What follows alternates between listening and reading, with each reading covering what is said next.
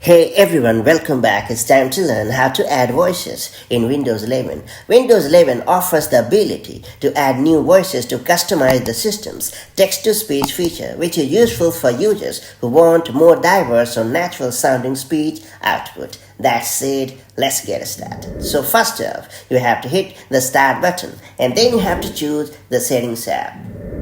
And then you have to select Time and Language option from the left sidebar. And then you have to scroll down a bit and choose the Speech option. This will take you to the settings page where you can manage text-to-speech and voice options. And in the speech settings, locate the Manage Voices section and click on Add Voices option. This will open a list of available voice packs for different languages and regions. You can preview each voice by clicking on it before downloading it.